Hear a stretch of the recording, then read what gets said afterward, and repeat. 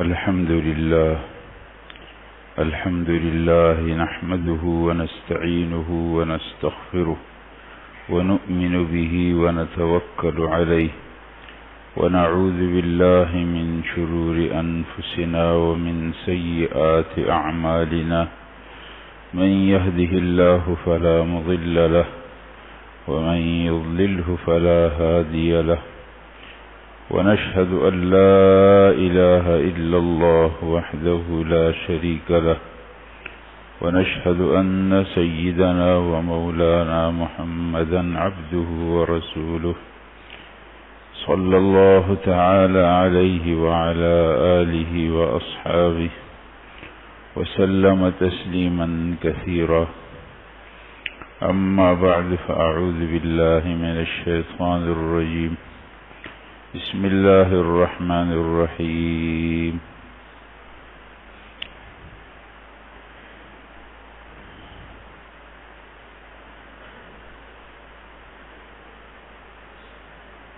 أقيموا الصلاة وآتوا الزكاة وقال تعالى يا أيها الذين آمنوا كتب عليكم الصيام كما كتب على الذين من قبلكم لعلكم تتقون صدق الله العظيم رب اشرح لي صدري ويسر لي أمري واحلل عقدة من لساني يفقه قولي سبحانك لا علم لنا إلا ما علمتنا إنك أنت العليم الحكيم اللهم ألهمني رشدي وأعذني من شر نفسي اللهم انفعني بما علمتني وعلمني ما ينفعني وزدني علما وزدني حلما يا رب صل وسلم دائما أبدا على حبيبك خير الخلق كلهم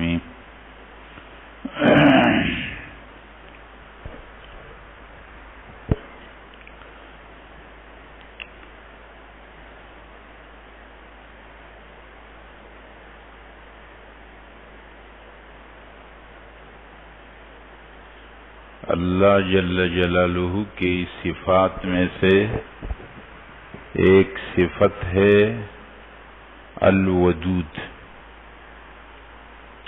ودود کا معنی محبت کرنے والا. اللہ جل جلالہ کو اپنے بندوں سے محبت ہے. قرآن کریم میں اللہ نے ذکر کیا ہے یحبہم ویحبونہ. اللہ اپنے بندوں سے محبت کرتے ہیں اور بندے اللہ سے محبت کرتے ہیں. اس محبت میں پہلے اللہ کی محبت کا ذکر ہے. اللہ کو اپنے بندوں سے محبت ہے اور دنیا میں جتنا کسی کو کسی سے محبت ہے، ماں باپ کو اپنے بچوں سے محبت ہے، بچوں کو اپنے ماں باپ سے محبت ہے، کسی کو صالحین اور نیک لوگوں سے محبت ہے. محبت کے اپنے اپنے اسباب ہیں. کسی کو کس وجہ سے محبت ہے، کسی کو کس وجہ سے محبت. لیکن یہ محبت آئی کہاں سے؟ یہ اللہ جل جلالہ کی اس صفت کا نتیجہ. دنیا میں جو کچھ آپ کو نظر آتا ہے یہ سب اصل میں اللہ کی صفت کا نتیجہ ہے. اللہ کی صفات کا مظاہرہ ہے.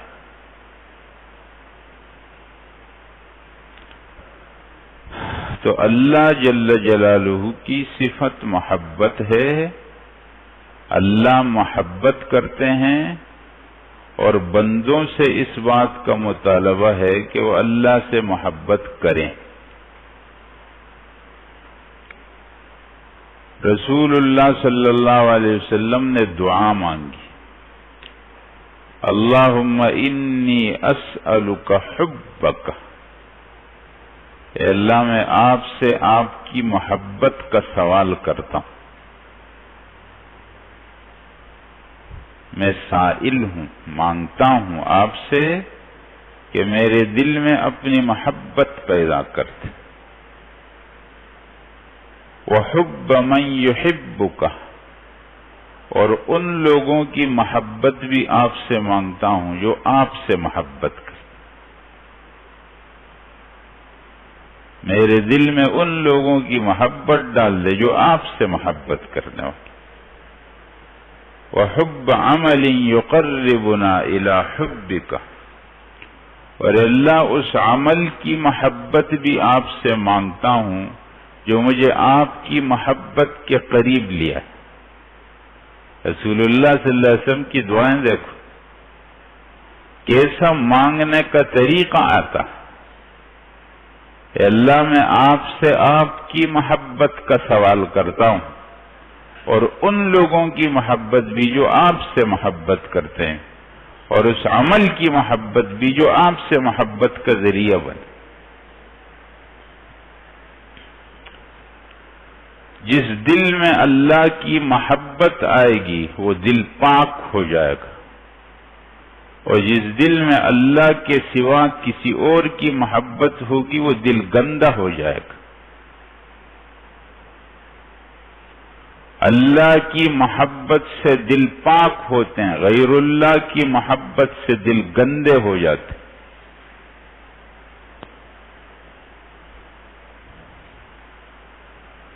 اللہ جل جلالہ سے محبت کے لیے طریقہ کیا ہے؟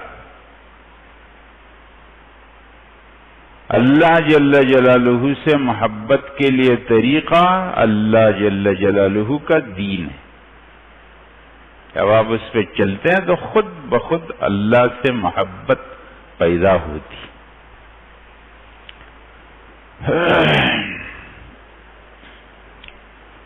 رسول اللہ صلی اللہ علیہ وسلم فرماتے ہیں کہ اسلام کی بنیاد 5 چیزوں پر ہے۔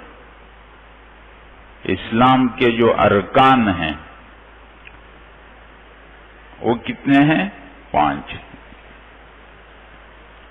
یعنی آپ یہ سمجھو کہ اسلام کی ایک عمارت ہے، اور اس عمارت کے بنیادی ستون جن کے اوپر وہ عمارت کھڑی ہے وہ 5 ستون ہیں۔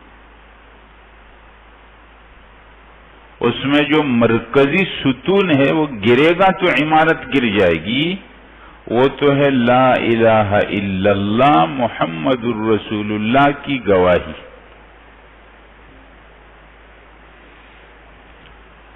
آپ اس بات کی گواہی دیتے ہیں کہ اللہ کے سوا اس کائنات میں کوئی معبود نہیں ہے، سب مخلوق ہے۔ معبود ایک اللہ ہے جو خالق ہے، باقی جو مخلوق ہے وہ عابد ہے، وہ عبادت کرنے والی عبد ہے وہ اللہ کی۔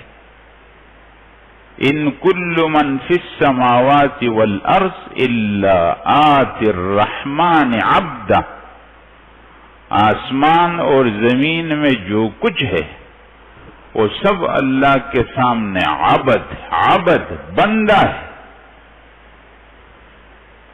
فرشتے بھی عبد، انسان عبد، جنات عبد، درخت عبد، پتھر عبد، آسمان و زمین کی تمام مخلوقات، خود آسمان و زمین بھی اللہ کے عبد۔ آسمان و زمین کو پیدا کرنے کے بعد اللہ تعالی کا حکم ان کو ہوا تھا، ائتیا طوعا او کرہا، تم آ جاؤ میرا حکم مانو خوشی سے یا ناخوشی سے۔ قالتا اتینا طائعین، آسمان و زمین نے کہا نا ہم آپ کا حکم خوشی خوشی پورے کریں۔ آسمان و زمین بھی عبد، یہ کل کائنات عبد ہے، اللہ معبود ہے۔ یہاں سے ایک سوال کا جواب بھی ہو گیا. بعض لوگ الفاظ بولتے ہیں لیکن ان الفاظ کے معنی پر غور نہیں کرتے، یا وہ الفاظ ان کو سکھا دیے جاتے ہیں تو وہ بغیر سمجھے الفاظ دہرانا شروع کر دیتے ہیں. بعض لوگوں کو یہ خدمت کا جذبہ جب پیدا ہوتا ہے تو کیا الفاظ بولیں گے؟ بولیں گے ہم تو اس کو نہیں دیکھتے مذہب کو، ہم تو انسانیت کو دیکھتے ہیں. انسانیت پہلے ہے یا اسلام پہلے؟ سوال کریں. کہیں گے آپ پہلے مسلمان ہیں یا پہلے انسان ہیں؟ تو آپ بتائیں، آپ پہلے مسلمان ہیں یا پہلے انسان؟ جی مسلمان ہیں. یہ کل کائنات پہلے مسلمان ہے، بعد میں کوئی فرشتہ بنا ہے، کوئی جانور بنا ہے، کوئی انسان بنا ہے، کوئی آسمان بنا ہے، کوئی زمین بنا ہے، کوئی درخت بنا ہے، کوئی پتھر بنا ہے. سب بعد کی باتیں. پہلے اللہ کے بندے. اس لیے اس سوال کا یہ جواب جو دیتے ہیں کہ نام پہلے انسان ہے بعد میں مسلمان ہے، جواب غلط ہے. یہ واقعے کے ساتھ مطابق نہیں.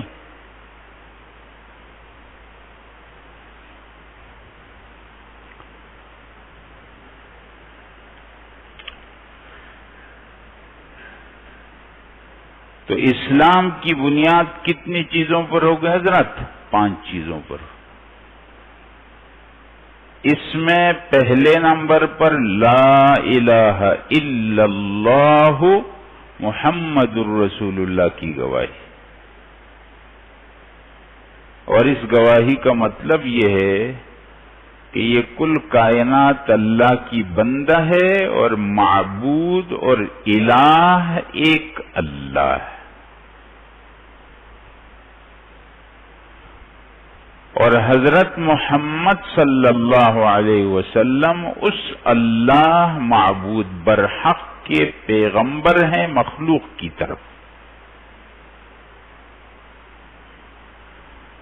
لہذا ان کا بتایا ہوا حق ہوگا، اس کے مقابلے میں جو ہوگا وہ باطل ہوگا.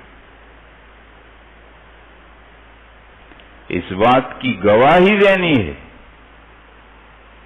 خلط ملط نہیں کرنا ہے چیزوں کو، گڑ مڈ نہیں کرنا ہے چیزوں کو، مکس نہیں کرنا ہے. ہر چیز کو الگ الگ رکھو. قد تبین الرشد من الغی، گمراہی الگ ہے، ہدایت الگ ہے. دو چیزیں مکس مت کرو، الگ الگ کرو. رسول اللہ صلی اللہ علیہ وسلم کا طریقہ حق ہے، اور جو رسول اللہ صلی اللہ علیہ وسلم کے طریقے کے مقابلے میں کوئی طریقہ وہ باطل ہے. یہ عقیدہ رکھنا پڑے گا. لوگ کہیں گے نا وہ بھی ٹھیک ہے وہ بھی ٹھیک ہے. وہ کدھر ٹھیک ہے؟ اب دونوں کو کیسے ٹھیک ہو سکتا؟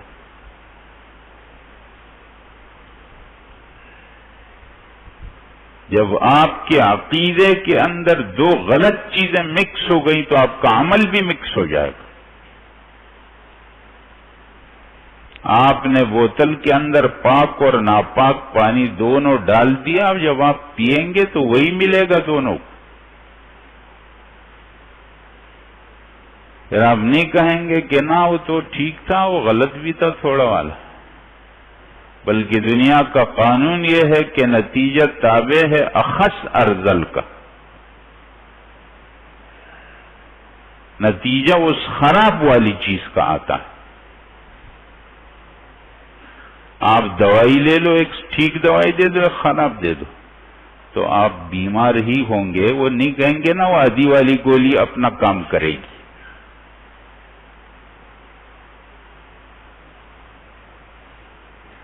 آپ تعمیر بناؤ، کچھ اس کے اندر ٹھیک اینٹیں لگا دو، کچھ خراب لگا دو. بولو ٹھیک والے کا حصہ ٹھیک ہو جائے، خراب والے کا حصہ خراب ہو جائے نا، آپ کی ٹوٹل عمارت خراب ہو جائے گی.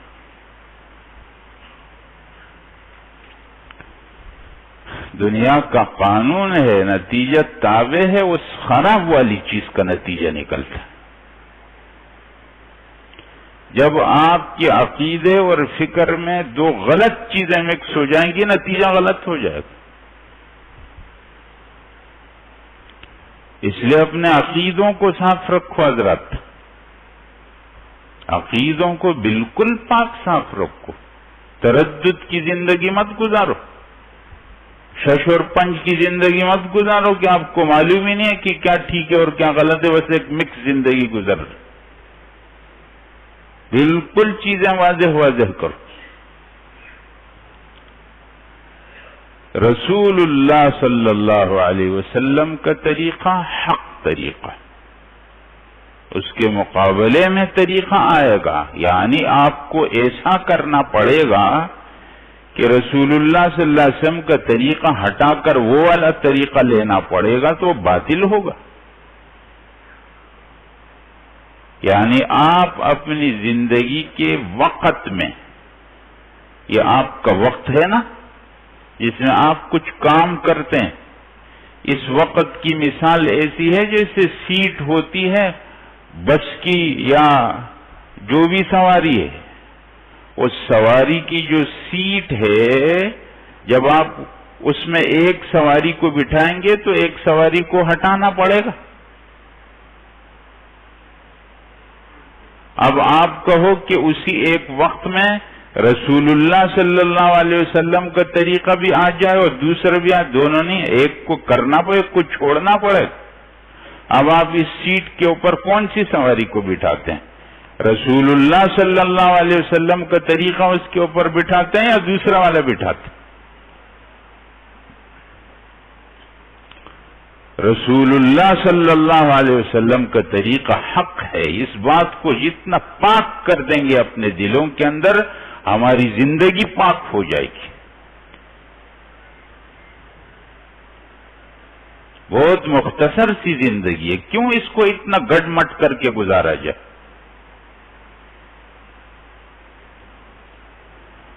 رسول اللہ صلی اللہ علیہ وسلم کی حدیث ہے. حضرات میں کچھ اور بات کر رہا ہوں لیکن بیچ بیچ میں اور باتیں آتی ہیں. آپ علیہ السلام کی حدیث ہے کہ جس آدمی کی عمر 60 سال کو پہنچ جائے اس کا عذر اللہ نے ختم کر دیا. 60 سال کی عمر اللہ نے جس کو دے دی پھر بھی غلط چلتا ہے، اس کے پاس کوئی عذر نہیں.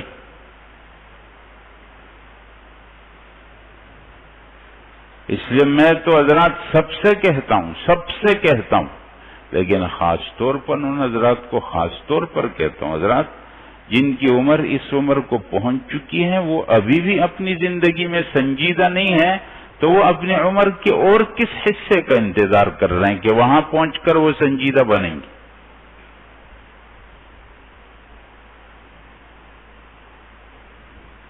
ایسا نہیں ہے، اپنے ساتھ انصاف کرنا چاہیے.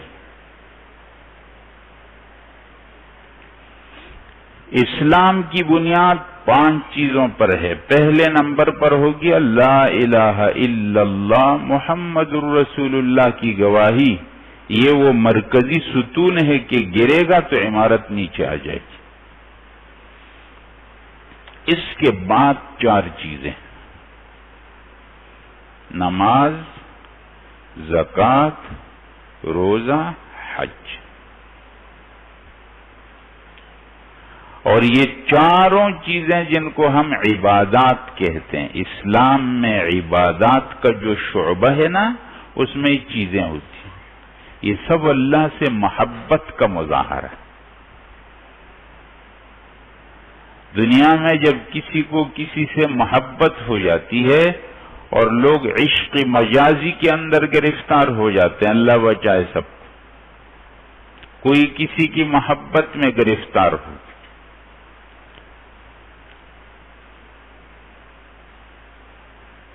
تو کیا کرتے ہیں دنیا کے اندر کہ اس کی تعریفیں کریں گے، تعریف کریں گے، میرا محبوب ایسا، میرا محبوب ایسا. لیلا اور مجنون کے قصے ہیں نا، کتابیں اس پر لکھی گئی. مجنون لیلا کی محبت میں گرفتار ہو گیا کسی نے اس کے باپ کو کہا کہ اس کو لے جاؤ خانہ کعبہ کے پاس، دعا مانگو رو رو کے کہ یہ میرے دل سے اس محبت کو ختم کر دے، کس گن میں مبتلا ہو. تو اس کا باپ کہتے ہیں اس کو لے گیا، کہا اب یہاں دعا کرو. تو اس نے دعا کی، اللہم لا تسلبنی حبہا ابدا ویرحم اللہ عبدا قال آمین. کہ وہ دعا کرتا ہے، کہتا ہے اللہ میرے دل سے اس کی محبت بالکل بھی نہ نکال، اور جو میرے اس دعا پر آمین کہے اس پر رحم فرما.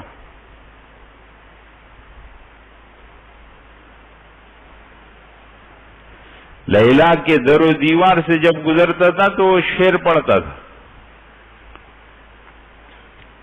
محبت کا پہلا طریقہ تعریف ہے. اب اس کے سامنے عاجزی کریں گے، اپنے آپ کو گرا دیں گے.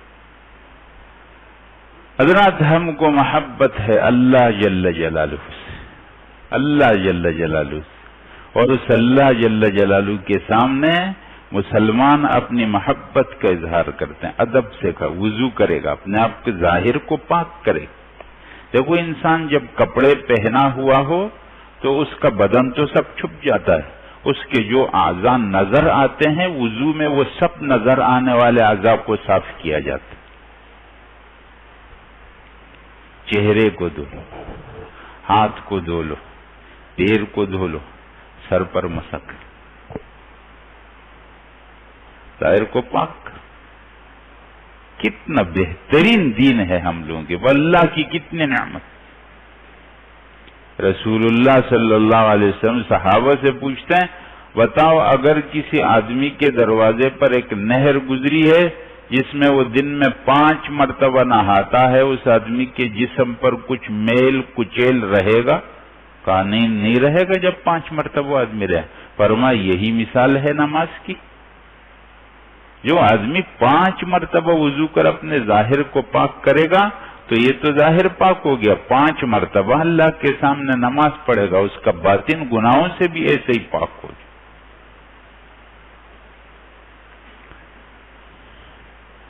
اللہ کے سامنے عاجزی ہے. اللہ اکبر. ایک غلام کھڑا ہو کے ہاتھ جھکا، پھر اللہ کی تعریف، سبحانک اللہم وبحمدک تبارک اسمک وتعالی جدک.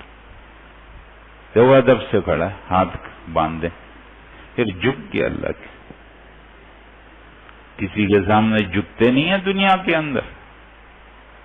کہتے ہیں مار دو نہیں جھکیں گے تمہارے سامنے، میں ایک اللہ کے سامنے جھکتے ہیں. مجدد الفسانی رحمہ اللہ کے زمانے میں اکبر بادشاہ تھا نہیں، اس بادشاہ کو لوگوں نے گمراہ کر دی. جو آس پاس کے لوگ بیٹھ جاتے ہیں اور تعریفیں کرتے ہیں بس وہ گمراہ کر دیتے ہیں. اس لیے وہ دوست جو صرف آپ کی تعریف کریں اور غلطی آپ کو نہ بتائے، وہ دوستوں کو اس سے بہت زیادہ ان پر اعتماد نہیں کرنا چاہیے. وہ بادشاہ کو گمراہ کرتے، کہا تم تو ایسے ہو، تم تو ایسے ہو. اور وہ جو دین آیا تھا جس کو حضرت محمد صلی اللہ علیہ وسلم لے کر آئے تھے وہ تو 1000 سال کی عمر کا دین تھا. 1000 سال گزر گئے، اب تو دنیا کے سامنے ایک نیا دین آنا چاہیے، اور وہ سوائے آپ کے اور کون لا سکتا ہے. بادشاہ کا دماغ خراب، اور اس نے ایک نیا دین بنا دیا. اور وہ لوگوں کو کہتا تھا کہ میرے سامنے سجدہ کرو، جو دربار میں آئے گا سجدہ کرے. مجدد الفسانی رحمہ اللہ اس زمانے میں ایک عالم برحق، انہوں نے اس فتنے کا مقابلہ کیا. انہوں نے انکار کر دیا سجدے سے، کہا کوئی سجدہ نہیں کرے گا بادشاہ کے سامنے، سجدہ ایک اللہ کے سامنے ہوتا. کہا اس کو میرے سامنے دربار میں لاؤ، اور اس طریقے کی یہ سجدہ نہ کرے تو مجبوراً کر لے. تو دروازہ ایسا چھوٹا بنا دیے جھک جائے، سجدہ نہیں جھک جائے. تو دروازہ ایسا کہ اس میں جب وہ آئے تو اس کو سر تو نیچے کر کے آنا پڑے گا، ایسا نہیں دروازہ بند اور بادشاہ سامنے بیٹھا ہو. اور مجدد صاحب جب ان کو لایا گیا, پہنچ کے دیکھا دروازہ وہ چھوٹا ہے, اس سے سیدھا نہیں داخل ہو سکتے اس میں. سمجھ گئے کہ کیا پروگرام بنا ہے, تو انہوں نے پاؤں پہلے ہی داخل کر, یوں داخل ہو, سجدہ کر کے داخل نہیں. ان کو پھر گرفتار کر دی, لیکن ان کی محنت رنگ لائی, ان کی نسل میں پھر مسلمان.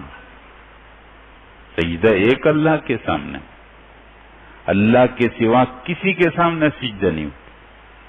ایک صحابی گئے تھے رسول اللہ صلی اللہ علیہ وسلم کے زمانے میں, جب واپس آئے تو کہا اللہ کے رسول میں ایران کے دربار میں گیا تھا, وہاں کے لوگ اپنے بادشاہ کے سامنے سجدہ کرتے ہیں, تو آپ تو ان بادشاہوں سے بہت بڑے ہیں, ہم آپ کے سامنے سجدہ کریں گے. فرمایا نا, اللہ کے سوا کسی اور کے سامنے سجدہ ہوتا نہیں.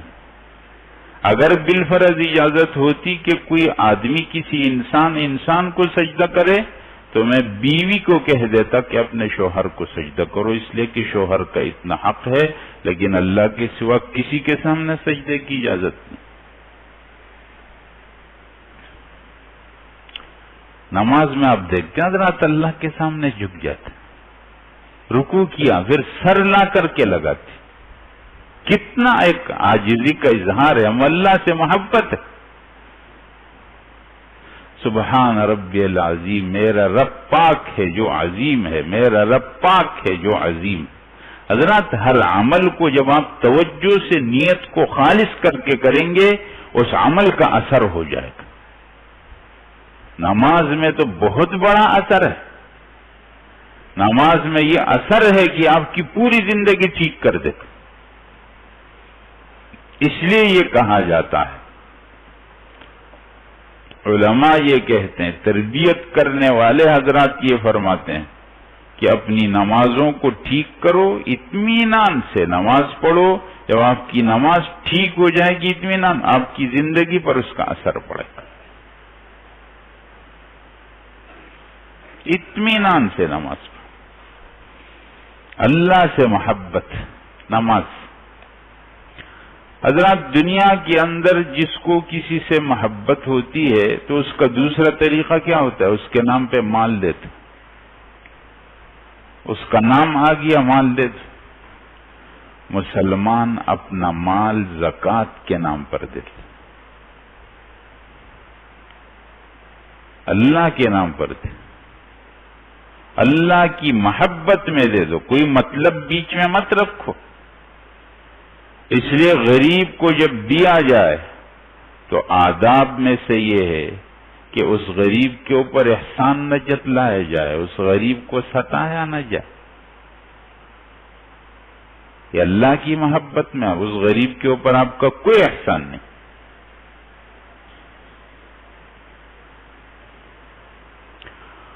اور تیسرے نمبر پر جب دنیا محبت ہوتی ہے تو اس کے نام پہ وہ بس کہتے ہیں وہ تو اس نے کھانا پینا ہی چھوڑ دیا ہے, وہ تو اس کی محبت میں ایسا گرفتار ہو گیا ہے کہ کھانا پینا چھوڑ دیا. مسلمان روز رمضان میں دیکھو کیسے کھانا پینا, اللہ کی محبت. اور چوتھے نمبر پر دنیا میں کیا ہوتا ہے کہ جب آدمی تعریفیں کر رہا ہے, پھر مال دیا, کھانا پینا چھوڑا نہیں, بس نکل گیا اپنے گھر سے. اس کو نہ اپنے کپڑوں کی پرواہ ہے نہ اپنے جسم کی پرواہ ہے, ملنگ بن گیا. مسلمان حج کے نام پر ہے, حج تو خالص عشق ہے.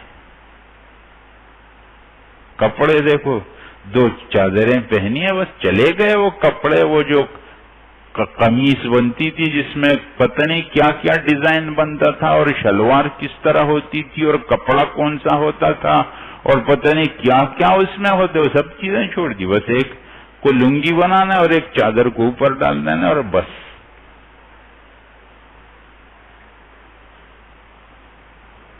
اور زبان پر کیا نعرے ہوں گے, میں فلانا, فلانی پارٹی کا, فلانے آدمی کا بیٹا, فلانے خاندان کا, میرے یہ کارنامے ہیں, نہ کچھ بھی نہیں.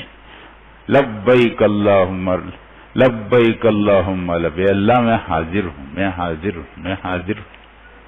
محبت نہیں، عشق ہے اللہ سے.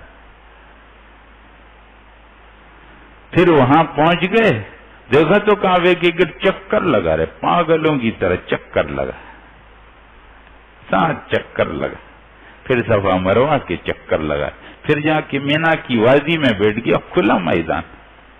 پھر عرفات کے کھلے میدان میں چلا گیا، پھر مزدلفہ کی وادی میں رات گزار دی. یہ آدمی تو زمین کے اوپر بیٹھا ہوا ہے، تو شان شوکت کا نہ کچھ بھی نہیں ہے، ادھر زمین کے اوپر بیٹھا ہوا.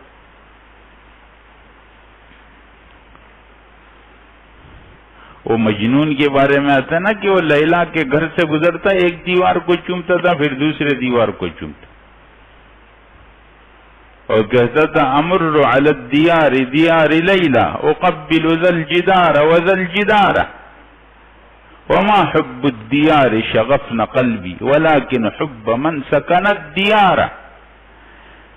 لیلا کے گھر کے پاس سے گزرتا ہوں، کبھی یہ دیوار چومتا ہوں، کبھی یہ دیوار چومتا ہوں. مجھے دیواروں سے محبت نہیں، دیواروں میں رہنے والی لیلا سے محبت.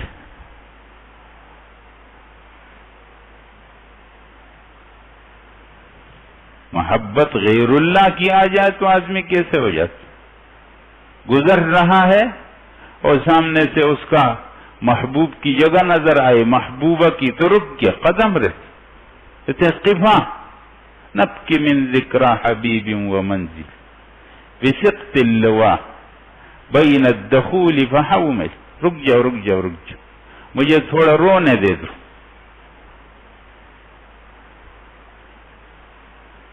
حبیب کا تذکرہ کر کے مجھے کچھ رونے دے دو، میرا دل ہلکا ہو جائے. غیر اللہ کی محبت میں ایک آدمی ایسا کرتا، ایک آدمی اللہ کی محبت ہو، رسول اللہ کی محبت ہو، اس کا کیا کہنا. غیر اللہ کی محبت میں جب آدمی گرفتار ہوتا ہے، اس کے چہرے کا نور ختم ہو جاتا ہے، اور جب اللہ کی محبت اور رسول اللہ کی محبت میں جتنا بڑھتا ہے، چہرے کا نور اتنا بڑھ جاتا. اللہ کی محبت. اس لیے حضرات، اسلام اللہ جل جلالہ کا حق دین ہے. اس نعمت پر اللہ کا بہت شکر ادا کرو. ایسے ہی رسمی طور پر مت کرو، شکر کے جذبات سے جب نماز پڑھو ایسے خوش ہو جاؤ جیسے آپ کو کروڑوں کی دولت مل گئی، آپ نے نماز پڑھ لی. اللہ جل جلالہ کا ایک حکم پورا کرنے کی آپ کو توفیق ہو جائے، اللہ کی خاص نظر آپ کے اوپر پڑی، آپ تو بہت خوش قسمت آدمی ہیں.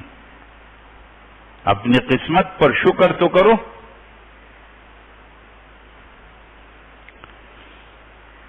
حضرات، بات یہ ہے کہ میں آپ کے سامنے زکوٰۃ اور روزے پر بات کرنا چاہتا تھا. وجہ اس کی یہ ہے کہ اب یہ موسم ہے، لوگ زکوٰۃ دیتے ہیں اس مہینے میں اکثر، اور انشاءاللہ کچھ دنوں کے بعد رمضان کا مہینہ شروع ہوگا، تو زکوٰۃ اور روزہ یہ اس موسم کا عمل ہے. اور قانون یہ ہے کہ جو بھی عمل آپ کریں گے پہلے اس کا علم حاصل کریں گے، کیوں؟ عمل تابع ہے علم کے. جب آپ کا علم ٹھیک ہوگا تو آپ کا عمل ٹھیک ہو جائے. جب آپ ٹھیک جانتے ہوں گے تو آپ ٹھیک کریں گے بھی، اور اگر آپ ٹھیک نہیں جانیں گے تو آپ ٹھیک کریں گے بھی نہیں. اس لیے ضروری ہے کہ تمام مسلمان اس موسم کے اندر زکوٰۃ اور روزے کا علم حاصل کر لیں. زکوٰۃ کے بارے میں اس بات کو خاص طور پر جان لیں کہ کس آدمی پر زکوٰۃ فرض ہے اور کس آدمی پر زکوٰۃ فرض نہیں. اب یہ مجمع ہے نا سارا، اس پورے مجمع کے اوپر تو زکوٰۃ فرض نہیں، لیکن کس کے اوپر زکوٰۃ فرض ہے یہ جاننا پڑے گا، یہ چناؤ کرنا پڑے گا نا کہ مثلا یہ 100 آدمیوں کے اندر 50 آدمیوں پر زکوٰۃ ہے اور 50 تو 50 میں وہ کون سی بات ہے کہ ان کے اوپر زکوٰۃ آتی، یہ جاننا پڑے گا۔ اس لیے ابھی انشاءاللہ نماز کے بعد زکوٰۃ کے مسائل میں شروع کرتا ہوں۔ اور نمبر 2 یہ جاننا پڑے گا کہ کس مال میں زکوٰۃ آتی ہے اور کس مال میں زکوٰۃ نہیں آتی۔ اور نمبر 3 یہ جاننا پڑے گا کہ کس آدمی کو زکوٰۃ دینا جائز ہے اور کس آدمی کو زکوٰۃ دینا جائز نہیں۔ یہ 3 باتوں کو زکوٰۃ کے حوالے سے جاننا پڑے گا۔ کون آدمی زکوٰۃ دے گا اور کون آدمی زکوٰۃ نہیں دے گا، یہ جاننا پڑے گا۔ کون آدمی زکوٰۃ لے گا اور کون آدمی زکوٰۃ نہیں لے گا، یہ جاننا پڑے گا۔ اس بات کو آپ لوگ جان لو۔ اس کے جاننے میں کتنا ٹائم لگے گا آپ لوگ کو؟ یہ تو آسان بات ہے۔ اسی طرح دوسرا عمل ہوگا روزے کا۔ روزے کے عمل میں جاننا پڑے گا کہ روزہ کس چیز کا نام ہے۔ روزہ ایک خاص وقت سے شروع کر کے ایک خاص وقت تک، یہ اس کا شروع ہو گیا، یہ اس کا آخر ہو گیا۔ سحری اس کا شروع ہو گیا، افطار اس کا آخر ہو گیا۔ یہ 2 ٹائم کے بیچ میں جو ٹائم ہے، سمجھ آیا؟ یہ 2 وقتوں کے بیچ میں جو وقت ہے، اس میں کھانا پینا اور جو شادی شدہ اپنی جو ازواج ہے، بیویاں ہیں، ان سے دور رہنا، یعنی جو میاں بیوی کا تعلق ہے اس سے دور رہنا، یہ 3 چیزوں سے اس خاص وقت کے اندر الگ رہنا، اس کا نام روزہ ہے۔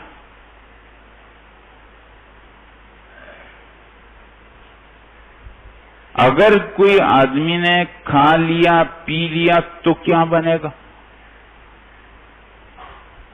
اور کون سا آدمی ہے جس کے اوپر روزہ ہوگا اور کون سا آدمی ہے جس کو روزہ چھوڑنے کی اجازت ہے، وہ معذور ہے، وہ عذر بھی جاننا پڑے گا۔ سمجھ آیا؟ کوئی آدمی صحت مند طاقتور ہے تو روزہ رکھنا پڑے گا۔ ایسی بیماری کے اندر مبتلا ہے کہ وہ روزہ رکھے گا تو یا تو اس کا مرض بہت خراب ہو جائے گا، بگڑ جائے گا، یا اس کی موت کا خطرہ ہو سکتا، تو وہ معذور ہوگا، لیکن وہ جاننا پڑے گا۔ اب یہ ایک اس طرح ٹوٹل بات نہیں ہو سکتی ہے کہ سب کے لیے ایک بات ہو جائے۔ جو آدمی معذور ہوگا وہ اپنے آپ کو خود بتائے گا کہ میں اس اسٹیج کا معذور آدمی ہوں۔ یہ نہیں ہے کہ تھوڑا بیمار ہو گیا تو بس اجازت ہو۔ اور جو علاج کرنے والے حضرات ہیں، ڈاکٹر حضرات ہیں یا حکیم حضرات ہیں، ان کو فوراً لوگوں کو یہ مشورہ دے دینا کہ نہ آپ روزہ چھوڑ دو، یہ جائز نہیں ہے۔ روزہ اللہ کی طرف سے فرض ہے۔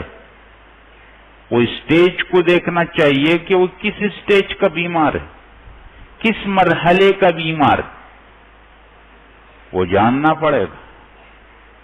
اگر وہ ایسا بیمار ہے کہ روزہ رکھنے سے یا تو اس کی موت کا خطرہ ہو سکتا ہے، یا یہ ہے کہ اس کی بیماری بگڑنے کا خطرہ ہو سکتا ہے، تو یہ اس اسٹیج میں بات ہو سکتی ہے۔ وہ ایسا ہی تھوڑا سا ہو گیا اور کہتا نا روزہ چھوڑ دو، ایسا مذاق نہیں کرنا چاہیے۔ اللہ کے دین کے ساتھ ایسا کھیل نہیں کرنا چاہیے۔ اللہ کے دین میں سنجیدگی کے ساتھ چلنا چاہیے۔ تو حضرات یہ 2 چیزیں ہیں نا، یہ 2 چیزوں کے بارے میں انشاءاللہ آپ لوگ جہاں جہاں رہتے ہیں تو وہاں کے علماء سے یا جو بھی طریقہ ہے یہ چیزوں کے بارے میں جان لیں. زکوٰۃ کس آدمی کے اوپر فرض ہے، کس مال میں فرض ہے، کتنی فرض ہے، اور کون آدمی زکوٰۃ لے سکتا ہے، کون نہیں لے سکتا. دیکھو یہ بہت بڑا وہ کام ہو گیا ہے. لوگ زکوٰۃ ایسے ہی دے دیتے ہیں، کسی ٹرسٹ کو اٹھا کر کے دے دیا، کسی جگہ میں دے دیا. یہ تو صحیح نہیں ہے. آپ تسلی کرو اپنی کی زکوٰۃ آپ نے ایسی جگہ میں دے دی جو شرعاً اس کا مستحق. زکوٰۃ کے نظام کو ٹھیک کرنا چاہیے، نہ دینے والوں کو لاپرواہی کرنی چاہیے، نہ لینے والوں کو لاپرواہی. ہر آدمی زکوٰۃ لے رہے ہیں، جو مستحق نہیں کیوں زکوٰۃ لیتے ہیں؟ زکوٰۃ صرف ان لوگوں کا حق ہے جو اس کے مستحق، اور سب سے پہلے نمبر پر مستحق خاندان کے غریب. جو آپ کے خاندان میں غریب ہیں، آپ کو یقینی طور پر معلوم ہے کہ بس ان کو دے دو، وہ سب سے پہلے مستحق. ان سے بچے گا، پھر دیکھیں گے دوسروں کو کہاں دیا جائے. اس طرح نہیں ہوتے کہ اٹھا کر کے دے دیا. اور بعض کیا طریقہ کریں گے، زکوٰۃ رقم دیں گے کہ مساکین کی لائن لگا دی، کسی کو 200 دے رہے ہیں، کسی کو 300 دیں گے. اس سے کیا بنے؟ مساکین کو بھکاری نہیں بنانا چاہیے. عزت ہر ایک کا حق ہے طریقے سے، اور اتنا دے دو کہ اس کا کام ہو جائے. اللہ جل جلالہ سب کو عمل کی توفیق عطا